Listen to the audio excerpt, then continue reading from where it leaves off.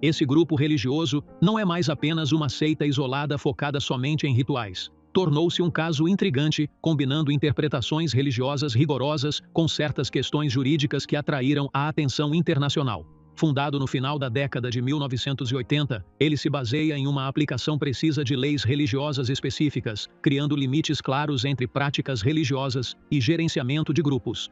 A seita vive isolada da sociedade externa com algumas práticas que geraram amplo debate, especificamente como a organização de casamentos precoces e o cumprimento de costumes alimentares e rituais incomuns. A história se estende por vários países e continentes, levantando questões sobre a liberdade de crenças religiosas e os direitos humanos na era moderna. Neste vídeo, analisaremos a história dessa seita, discutiremos suas várias práticas, seus membros, a realocação contínua e as questões legais e sociais associadas a ela que chamaram a atenção das autoridades e da mídia. Fique conosco até o final para conhecer o panorama completo desse grupo. E não se esqueça de nos apoiar curtindo o vídeo e inscrevendo-se no canal para receber as últimas atualizações.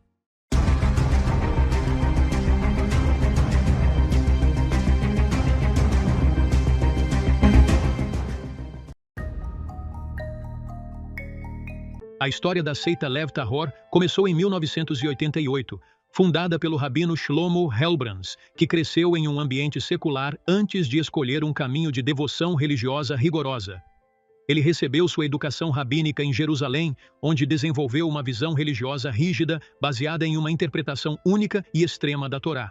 Por meio dessa interpretação, ele buscou alcançar a pureza espiritual e uma forma distinta de isolamento social. Essa ideologia rigorosa se tornou a base para o estabelecimento da seita Lev Tahor, como uma comunidade haredi que rejeita o compromisso ou a integração com o mundo exterior e impõe regras religiosas rigorosas a seus seguidores. Durante seus primeiros anos em Israel, o rabino Helbrans e seus seguidores enfrentaram uma crescente pressão legal e social. Um dos incidentes mais notáveis foi uma acusação no início da década de 1990 envolvendo o sequestro de uma criança enquanto ele estava nos Estados Unidos. Esse caso o levou à prisão por 2 anos. Depois de cumprir sua sentença, ele foi deportado de volta para Israel, onde o escrutínio legal e a pressão contra ele se intensificaram. Como as investigações e os desafios continuaram a crescer, Helbrans começou a procurar um novo refúgio, onde ele e seus seguidores pudessem continuar a praticar suas crenças rígidas, longe do monitoramento do governo e das restrições legais.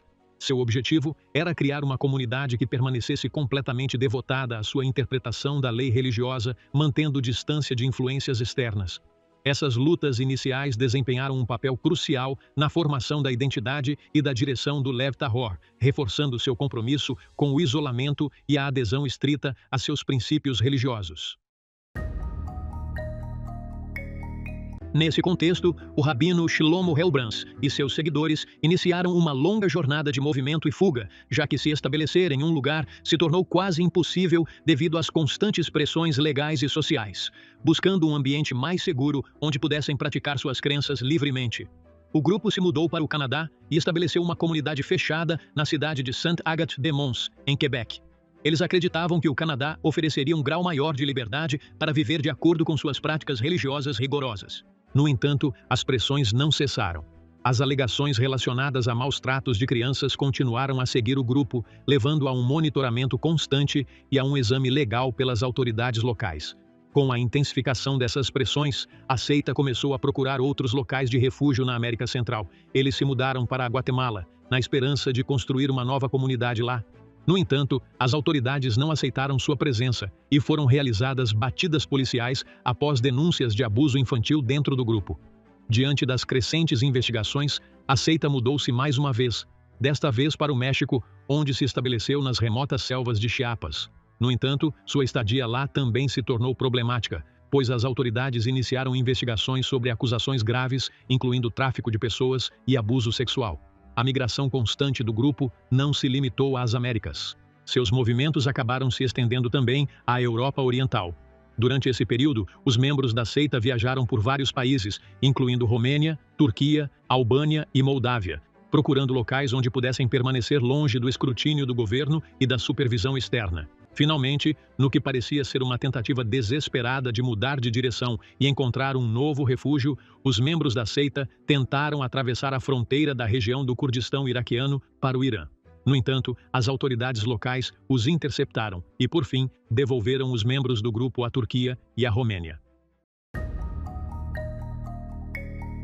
A seita Lev Tahor segue uma interpretação extremamente rigorosa da lei religiosa judaica, amplamente considerada como uma das interpretações mais radicais dentro da comunidade judaica Haredi. O grupo não pratica simplesmente a observância religiosa estrita. Em vez disso, ela impõe um sistema rígido de regras e regulamentos que regem quase todos os aspectos da vida diária de seus membros. Essas regras enfatizam o isolamento social profundo, a austeridade severa e a obediência absoluta à liderança religiosa da seita.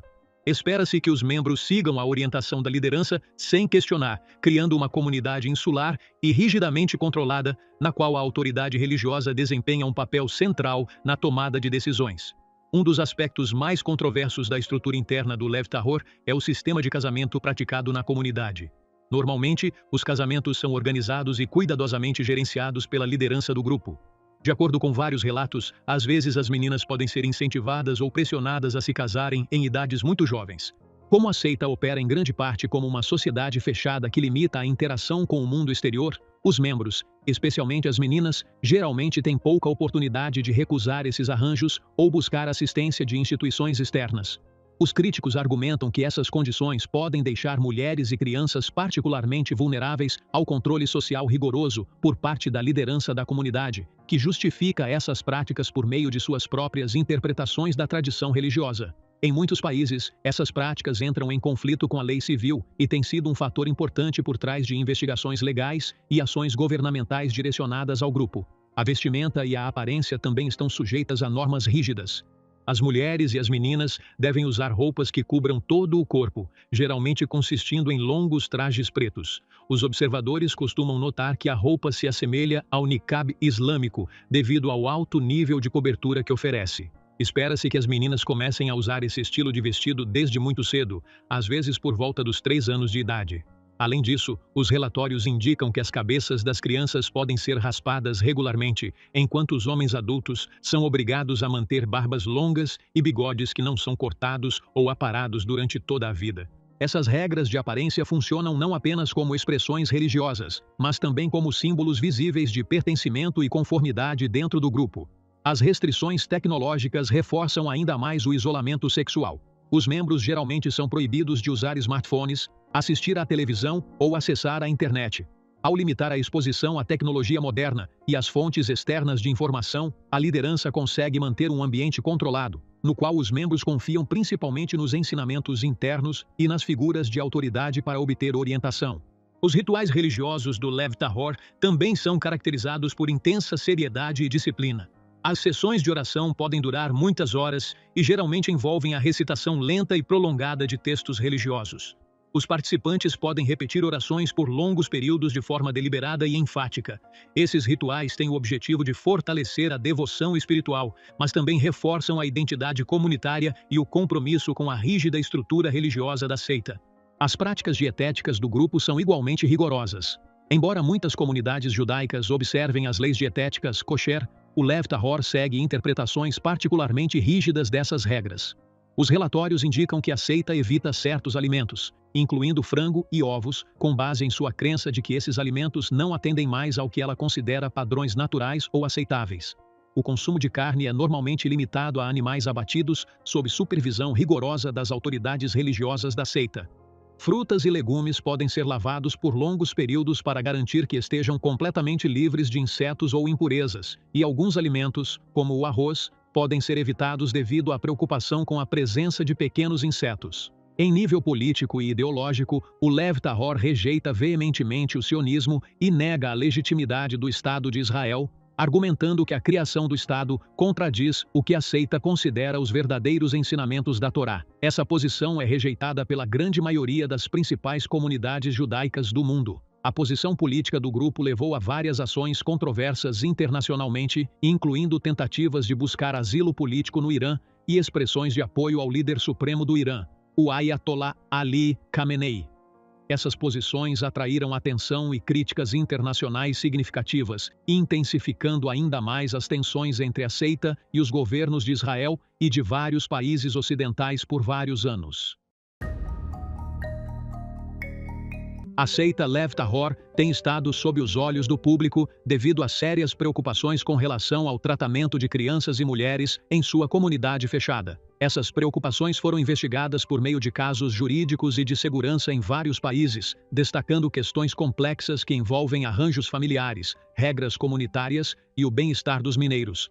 Em dezembro de 2024, as autoridades da Guatemala realizaram uma inspeção em larga escala em um dos complexos residenciais associados ao grupo. Durante a operação, aproximadamente 160 crianças foram encontradas vivendo em condições muito ruins, com acesso limitado a necessidades básicas e cuidados essenciais. Muitas crianças pareciam estar sendo afetadas por negligência de longo prazo, o que tinha implicações para seu desenvolvimento físico e psicológico. As autoridades imediatamente separaram as crianças dos membros adultos e as transferiram para centros de atendimento especializados para garantir sua segurança e fornecer apoio adequado. Essa operação marcou um momento significativo no escrutínio legal do grupo e abriu as portas para outras investigações relacionadas ao bem-estar e à proteção de menores. No início de 2018, um caso jurídico de alto nível nos Estados Unidos envolveu a liderança do grupo em relação a 2 crianças levadas da cidade de Nova York. Uma das crianças, uma menina menor de idade, havia sido envolvida em um casamento precoce dentro do grupo. O caso atraiu a atenção internacional e provocou buscas extensas, intervenções legais e envolvimento diplomático. As crianças acabaram sendo devolvidas às suas famílias e a vários líderes do grupo, incluindo o filho do fundador, e enfrentaram acusações formais. 4 deles receberam sentenças de prisão. Como parte do resultado legal, ex-membros da seita forneceram relatos detalhados, descrevendo práticas rigorosas e altamente controladas dentro da comunidade. Esses depoimentos incluem descrições de métodos disciplinares intensivos, isolamento forçado da sociedade externa e medidas destinadas a influenciar o comportamento e garantir a conformidade com as regras da comunidade. Os relatórios também indicam que, às vezes, as crianças tinham acesso limitado a cuidados médicos, mesmo em situações de necessidade urgente.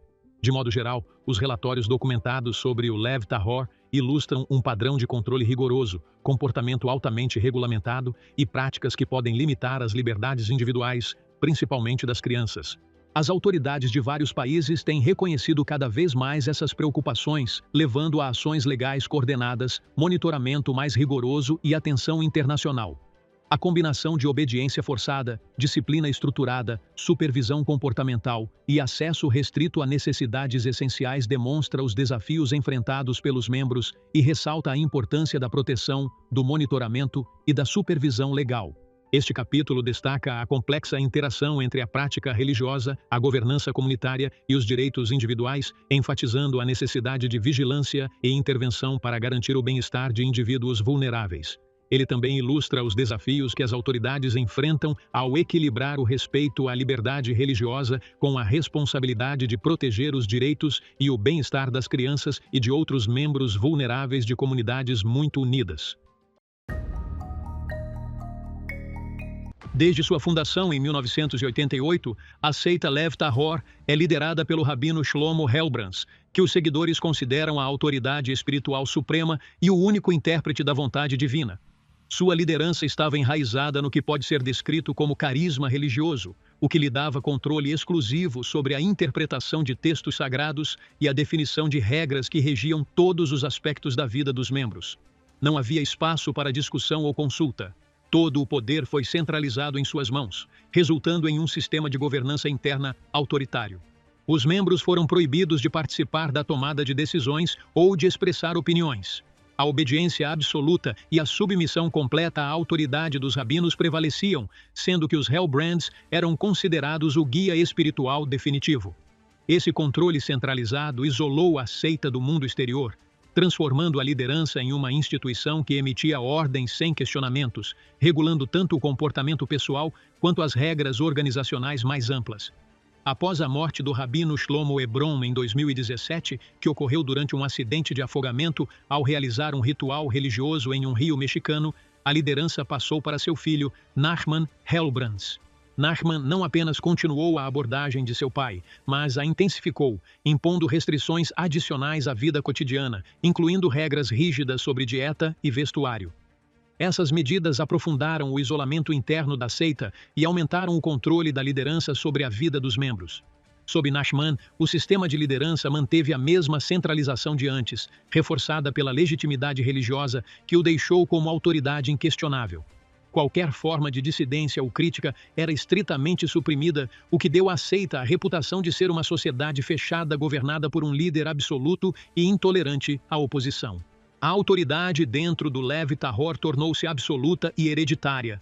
Concentrar o poder na família e garantir que a sucessão permanecesse estritamente controlada.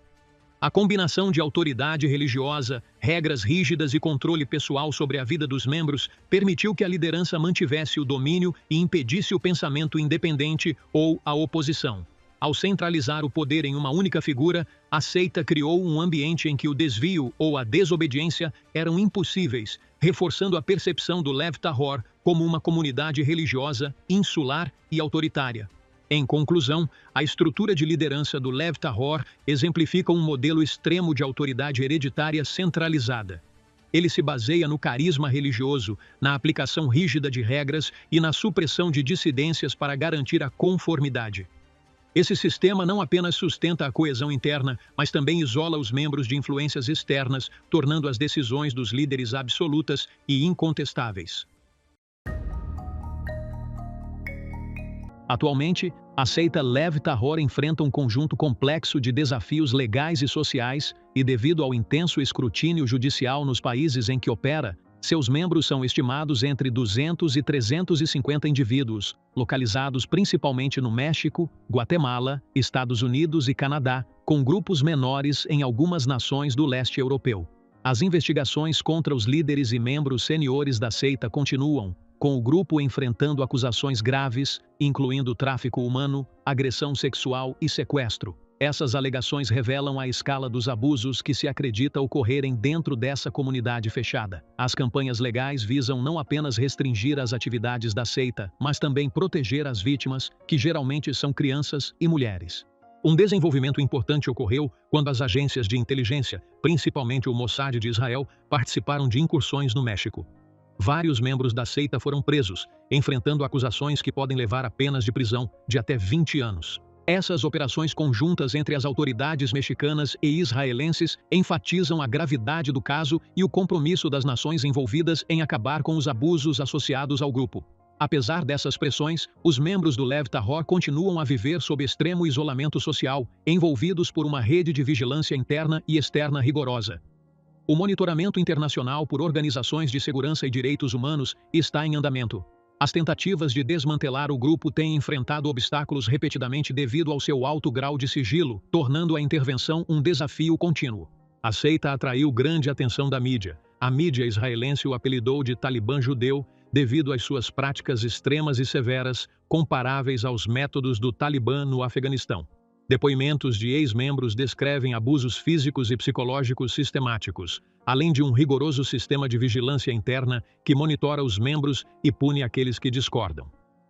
Os defensores dos direitos humanos e as autoridades enfatizam que a atividade contínua do Lev Tahor representa uma ameaça genuína para crianças e mulheres.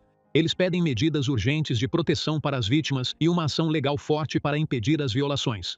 Os abusos, muitas vezes cometidos sob o pretexto de autoridade religiosa, destacam a necessidade de uma intervenção internacional e nacional coordenada. Em resumo, o Lev Tahor ilustra a tensão contínua entre a liberdade religiosa e a proteção dos direitos humanos.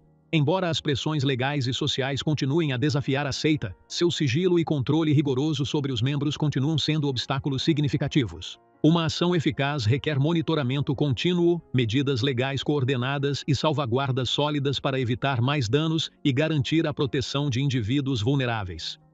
Concluindo, entre o manto da religião e a armadilha da opressão, a seita Lev Tahor se tornou um pesadelo vivo, movendo-se pelos continentes para escapar da justiça. As verdades ocultas foram reveladas e as máscaras da falsa pureza caíram, expondo um grupo que reduziu a religião a rituais extremistas e ao autoritarismo absoluto. E com isso, chegamos ao fim do vídeo de hoje. Não perca a chance de ficar atualizado com todos os novos conteúdos, inscrevendo-se no canal e ativando o sino de notificação para que você receba tudo assim que for lançado.